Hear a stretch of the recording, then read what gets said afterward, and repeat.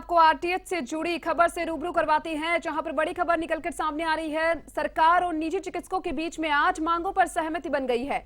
RTH bill को लेकर आंदोलन जल्द समाप्त हो सकता है। आपको बता दें, अभी सरकार और डॉक्टर्स को हड़ताल खत्म करने की घोषणा करना बाकी है। कुछ प्रमुख मुद्दों पर सहमति बन गई है। डॉक्टर्स और सरकार में समझौता हुआ। राइट टू हेल्थ बिल का विरोध जहां पर लगातार जारी था, तो वहीं आज डॉक्टर्स और सरकार के बीच में बातचीत हुई, जिसको लेकर कुछ प्रमुख मुद्दों पर सहमति बन चुकी है। कहा जा रहा है कि आंदोलन जल्द समाप्त हो सकता है। ये बड़ी खबर आपको आरटीएच से जुड़ी बता रहे हैं।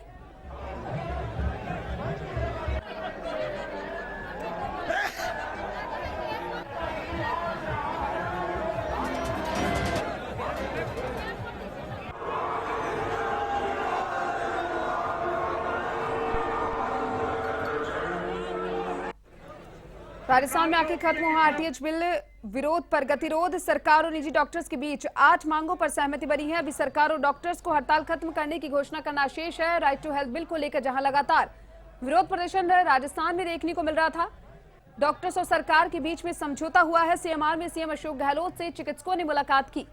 डॉक्टर्स से वार्ता के लिए मुख्यमंत्री आवास में से मुलाकात। राजस्थान में आखिर खत्म हुआ आरटीएच बिल का विरोध। कई प्रमुख मुद्दों पर सहमति बन गई है। जहां आज प्राइवेट चिकित्सकों की महारैली थी, रैली के दौरान पुलिस प्रशासन मौजूद।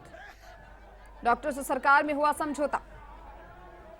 आरटीएच को लेकर लगातार मरीजों को परेशानी उठानी पड़ रही थी और सरकार और निजी डॉक्टर्स के बीच 8 मांगों पर सहमति बनी। और इस खबर पर ज्यादा जानकारी के लिए जयपुर से हमारे साथ हमारे संवाददाता रमेश कुमावत फोन लाइन पर जुड़ चुके हैं। रमेश, जयपुर में आरटीएच का विरोध जहां लगातार जारी था, तो वही खबर अब सामने आ रही है कि डॉक्टर्स और सरकार के बीच में कुछ प्रमुख मुद्दों पर सहमति बन गई है। 8 मांगों पर यहां पर समझौता हो गया है। क्या कुछ पूरी जानकारी निकलकर सामने आ रही है? बिल्कुल दीपिका, डॉक्टर्स और सरकार के बीच जो गतिरोध चल रहा था उसको खत्म करने के लिए सरकार अपने स्तर पर भरसक प्रयास कर रही थी। और इसी कड़ी में कल रात में भी लगभग 7 बजे तक ये बैठकों का दौर चला और उसी का ये परिणाम है कि अब जो है डॉक्टर्स और सरकार के बीच सहमति हो गई है और 8 बिंदुओं पर वो सहमति हुई है, जिसमें सबसे बड़ी जो घोषणा हुई है, जो सहमति हुई है, वो है कि जो जिन भी अस्पतालों ने सरकार से किसी न किसी तरीके से फायदा लिया है, चाहे वो जमीन के नाम पर या फिर टैक्स के नाम पर, उन्हीं अस्पतालों पर ये राइट टू हेल्थ बिल जो है वो अप्लाई होगा, उन पर लागू होगा। इसके अलावा जो समस्त निजी जो मेडिकल कॉलेजेस है और सरकारी अस्पताल है, उनके ऊपर ही ये राइट टू हेल्थ बिल लागू होने वाला है। इसके अलावा जो दूसरी बड़ी बात है वो ये कि जो बड़े अस्पताल है उनके ऊपर फिलहाल ये बिल लागू नहीं होगा, उनको इस बिल से दूर रखा गया है। और इसके अलावा चौथी जो बड़ी बात सामने आई है कि वो जो 50 बेड की क्षमता वाले जो अस्पताल है उनको भी इससे उनसे कम वालों को इसमें शामिल नहीं किया गया है। इसके अलावा जो फायर एनओसी अस्पतालों को हर साल लेनी होती है, उसको बढ़ाकर अब 5 साल के लिए कर दिया गया है। यानी कि अब अस्पतालों को फायर एनओसी के लिए सरकार के पास हर साल नहीं जाना पड़ेगा।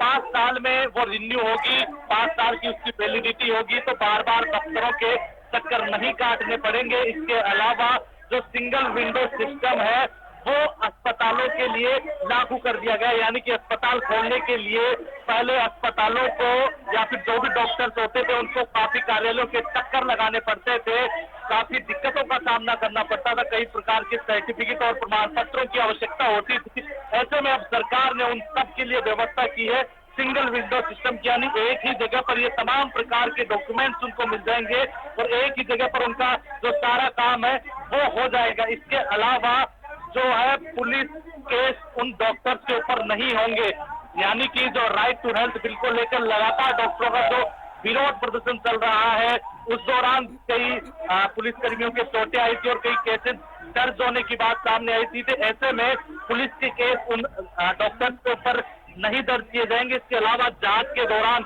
यानी कि राइट टू हेल्थ बिल को लेकर अगर कोई बात या कोई विवाद होता है तो उस दौरान डॉक्टर्स के ऊपर किसी भी प्रकार का जो केस है वो नहीं चलाया जाएगा।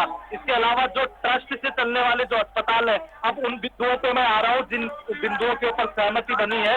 उनमें सबसे बड़ा बिंदु है कि जो अस्पताल ट्रस्ट के द्वारा चलाए जा रहे हैं उनके ऊपर ये बिल लागू होगा। इसके अलावा जो अस्पताल सरकार सरकार की ओर से चलाए जा रहे हैं और मेडिकल कॉलेजेस के द्वारा जो अस्पतालों की संचालन किया जा रहा है उनके ऊपर ये बिल अप्लाई होने वाला है। साथ ही जो पीपीपी मोड पर जो अस्पताल चल रहे हैं वो भी इस आरटीएच बिल के अंदर, इस बिल के दायरे में आने वाले हैं।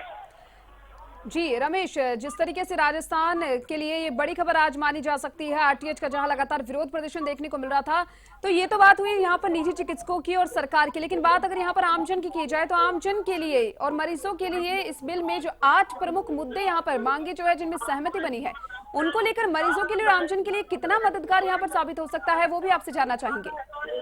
बिल्कुल दीपिका, ये जो 8 बिंदु है ये एक तरीके से जो निजी अस्पताल संचालक है उनके लिए फायदेमंद रहने वाले हैं। जनरली होता ये था कि राजस्थान में सरकारी अस्पताल है उनमें सुविधाएं इतनी अच्छी नहीं है कि जो मरीज है वो उनमें फायदा उठा सके, इसीलिए प्राइवेट अस्पतालों की ओर लोगों को और मरीजों को रुख करना पड़ता है। लेकिन अब जो है इस राइट टू हेल्थ बिल के दौरान मरीजों को ये अश्योर किया गया था कि आपको हर एक प्रकार की बीमारी का इलाज मिलेगा, कोई भी अस्पताल आपको पैसे के लिए मना नहीं कर सकेगा। लेकिन जैसे सरकार ने समझौता किया है उसके तहत कई बड़े जो प्राइवेट हॉस्पिटल्स हैं उनको इस बिल से दूर रखा गया है, कई जो छोटे अस्पताल उनको भी दूर रख दिया गया है। तो ऐसे में जो सुविधा मरीजों को मिलने वाली थी, शायद उस बिल को, जिस विश्वास के साथ इस बिल को लाया गया था, कहीं ना कहीं उसका असर कम होगा, क्योंकि अगर सारे अस्पतालों में ये बिल लागू होता तो जाहिर है कि सारे मरीजों को बेहतर इलाज मिल पाता, उनको जो इलाज की गारंटी है, स्वास्थ्य की गारंटी है वो मिल पाती। लेकिन कई अस्पतालों को इससे बाहर रखा गया है तो मरीजों को थोड़ी बहुत दिक्कत हो सकती है। लेकिन फिर भी सरकार ने पीपीपी मोड पर चलने वाले, ट्रस्ट के द्वारा संचालित होने वाले और मेडिकल कॉलेजेस के माध्यम से चलने वाले जो हॉस्पिटल्स हैं उनको इस बिल के दायरे में रखा है। तो उन अस्पतालों में मरीज अपनी जो है बीमारी का इलाज करवा सकेंगे। और इसके अलावा भी और कई सारी चीजें हैं, जैसे कि उसको अश्योर करने की बातें हैं, तो तमाम प्रकार की जो चीजें हैं उससे निश्चित तौर पर मरीजों को फायदा मिलेगा। और अभी भी जो रैली चल रही है उसमें भी यही है कि पूरी तरीके से मरीज जो है, अभी भी कई इसमें ऐसे बिंदु हैं जिन पर सहमति बनना बाकी है।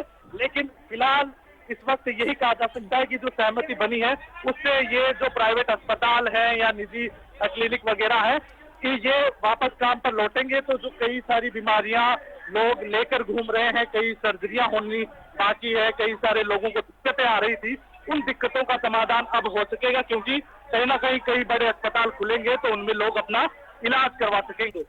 बिल्कुल, जिन 8 मुद्दों पर यहाँ पर जो सहमति बनी है वो भी हम हमारे दर्शकों को स्क्रीन पर दिखा रही है। वही रमेश, आपके पास एक बार फिर से आना चाहेंगे, जिस तरीके से देखा जाए प्राइवेट जो चिकित्सक है उनकी आज महारैली यहाँ पर जयपुर में होने वाली थी और अब जो सहमति सरकार और प्राइवेट चिकित्सकों के बीच में बन गई है, क्या कुछ कहा जा सकता है? मरीजों को यहाँ पर काफी परेशानी का सामना करना पड़ा, काफी टाइम से राइट टू हेल्थ बिल का विरोध जारी था, अब कब से डॉक्टर्स जो है, निजी चिकित्सक जो है वो अपने काम पर वापस लौटने वाले हैं?